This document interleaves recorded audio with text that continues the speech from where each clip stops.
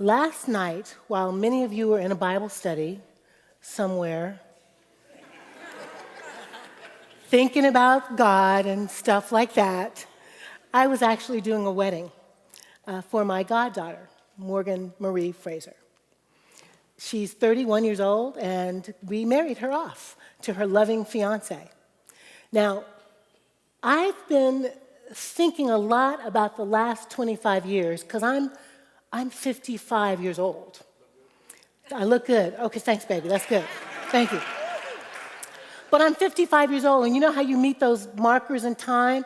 Some of you don't know because you're like 25, but you meet those markers in time when you start looking back and thinking about what you've done, and you start looking ahead and thinking about what you're going to do.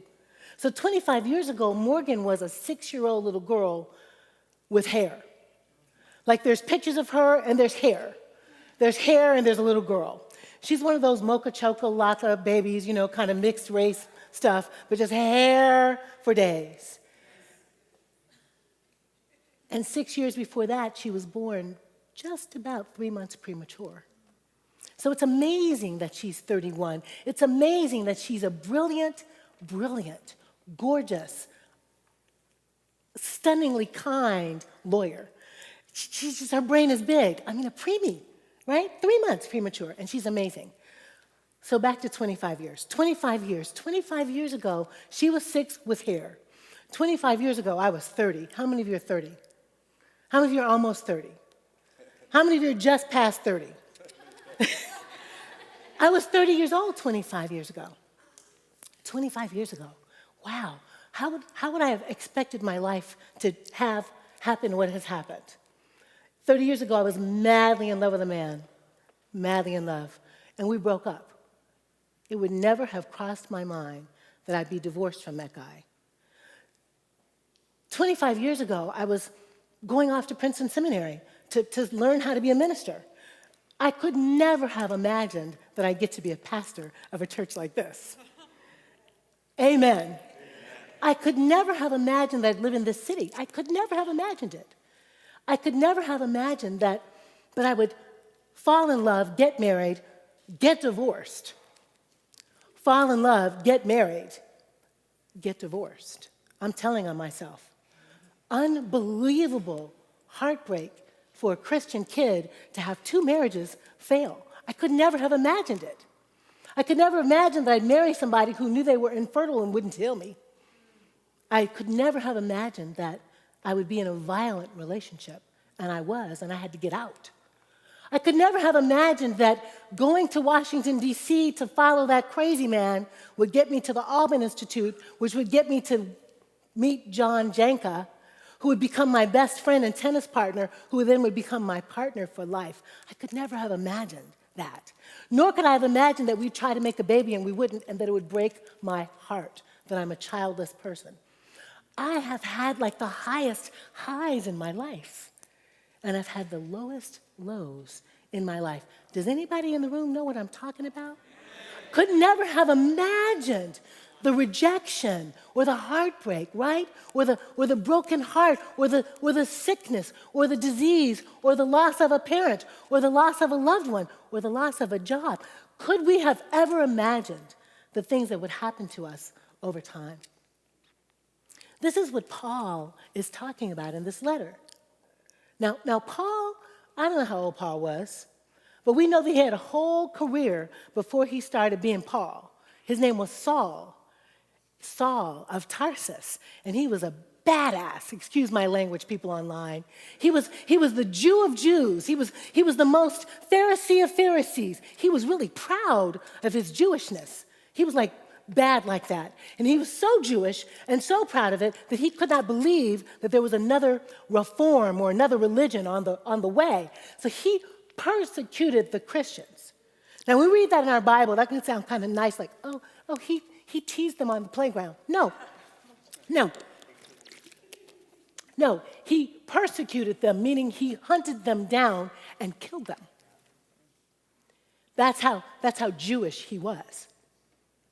And Paul had a close encounter of the holy kind and got knocked off his behind by the Spirit of God and was blinded by the light and had a transformation. He had a conversion experience. He turned from Saul to Paul, from a persecutor of the Christians to a celebrator of Jesus the Christ and his ministry. He turned from a man that was terrified of change to a man that changed himself and then began to create a theology of change. Are you with me?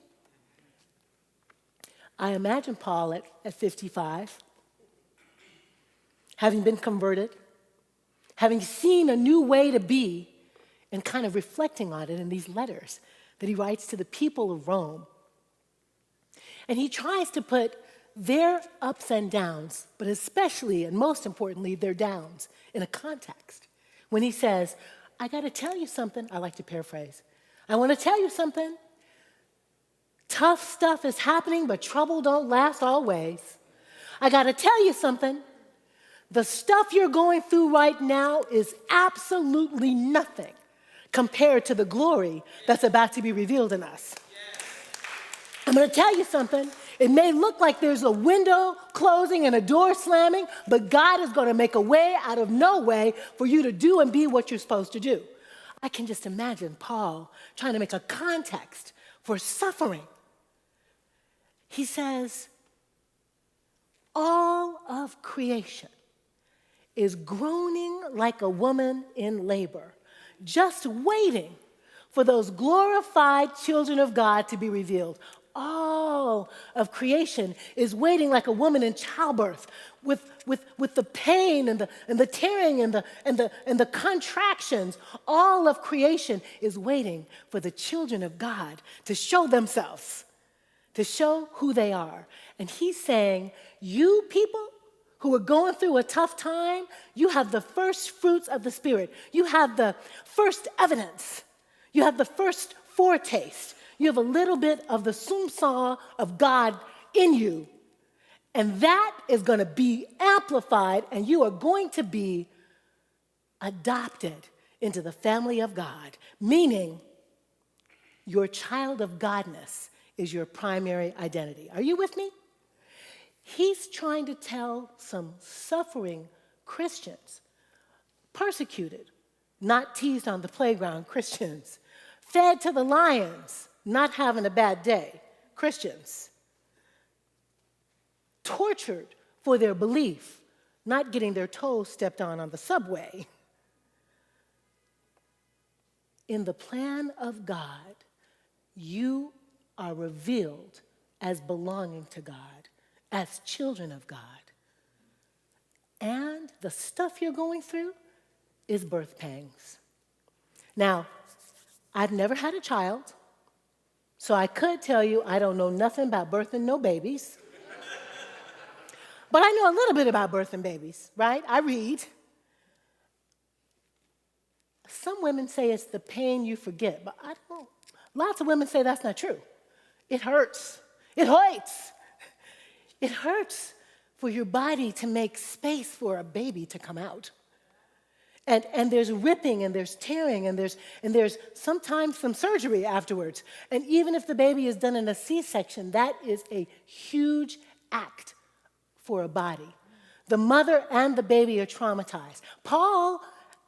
I think Paul was a man. Paul doesn't know anything about having a baby, but he's working that metaphor because he knows.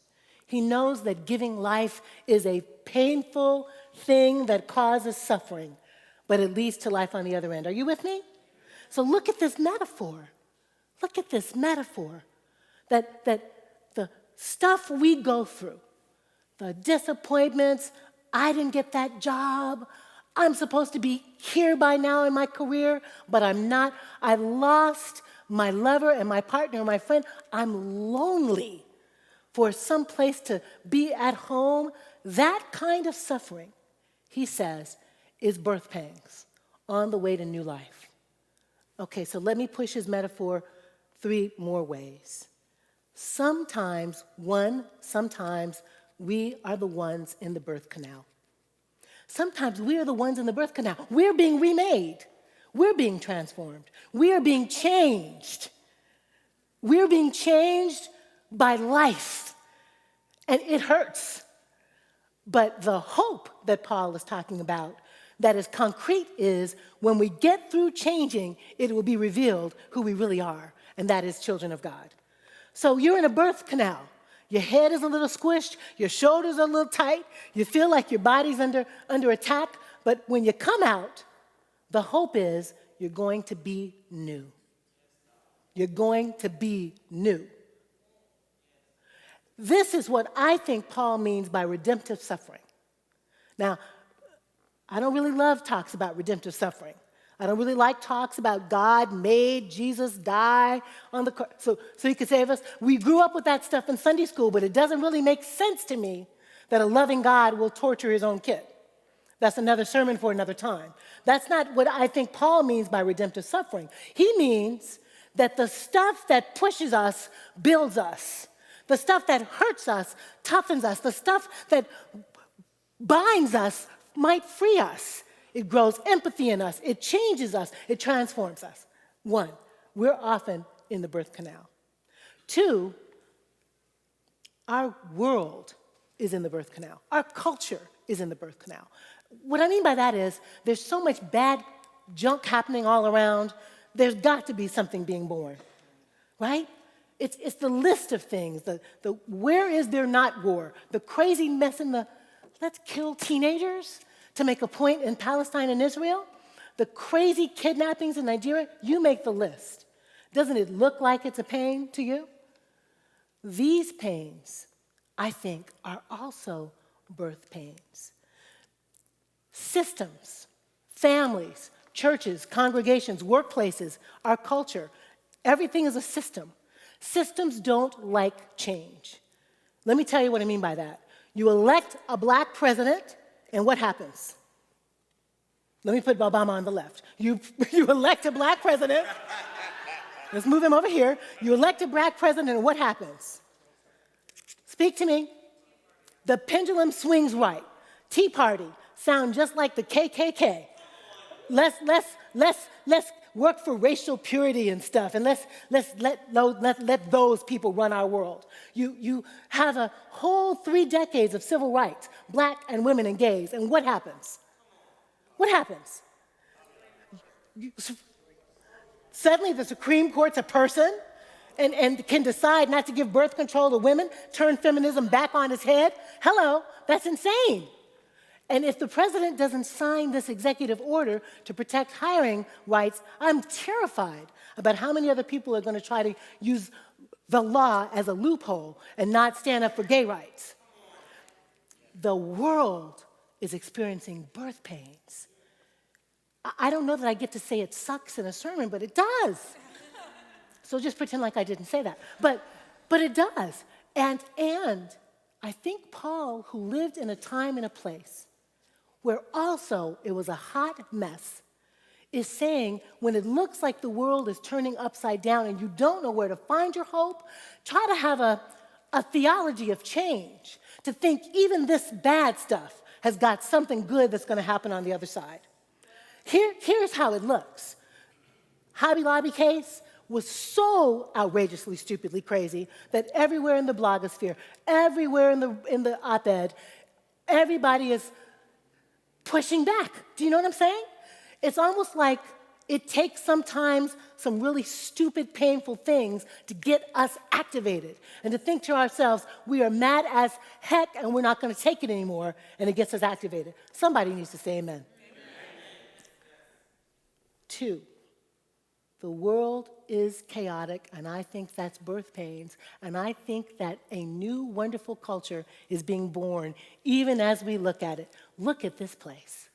Oh, this is an example of what God is doing in the midst of the crazy. Amen? 3, last, pushing the metaphor. Sometimes we're in the birth canal. The world looks like it's trying to have birth pains. We are midwives. I think we are midwives. I think everybody here, not just me up front talking, but everybody here is called to give birth, called to help give birth to the reign of God, called to help get the reign of God off our heavenly minds and right down here on earth. Because we are not privileged enough. We don't have time enough. It's too urgent for us to wait for heaven for it to get to be okay. We've got now to make sure that everybody has enough money in their paycheck to live. We've got to work now to make sure that there's a living wage, not a minimum wage, but a living wage being paid to the poorest workers.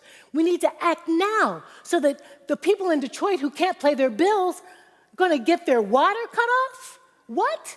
When water is should be free? We've got to work now to take care of our planet and our environment. We've got to work now to make sure that we think of ourselves as global citizens so that if a little girl in Bangladesh is being attacked, we feel the pain. We've got to work now to end racism on our watch and not act like it's normative for us to be still talking about white supremacy. Are you with me? We have to act now to make sure that the civil rights movement doesn't get rolled back to the good old days of 1950. 1950 wasn't a good old day for my people, so I'm not trying to go back there. We are called, each of us, every single one of us, to use what's at our fingertips to heal the world. For some of us, it's going to be blogging. For some of us, it's going to be tweeting and Instagram. For some of us, we're going to go marching. For some of us, we're going to just have a one-on-one conversation with somebody who needs to be called to account. But every single one of us, no matter whether we think we're Christian or Jewish or Muslim or atheist, every single one of us has a job to do, and that job is no less than being a midwife to the reign of God right here on earth. To peace, to justice, to love, to hope, to tenderness, to kindness, to gentleness, to the Spirit washing over us and healing us. That's your job. You are midwives. And we are called to push. We got to push. You got to push. If we don't push, they're pushing. They're pushing. Pretty soon, there won't be any more affirmative action in any college in America. Oh, they're pushing. Pretty soon, Latino people coming across the border to reclaim the land that's theirs will be incarcerated on the border. Oh, they're pushing. They're pushing, and pretty soon, women will not have the right to choose or to work and make a living wage. Oh, they are pushing. We have got to push back. I want you to push. I want you to call out for the push. Now push. You know, every television show where somebody's having a baby, you're in the, okay, breathe. Now push. I want you to do that with me. Oh, this is a place where we rehearse the reign of God. Come on. One more. Now push! Make it happen.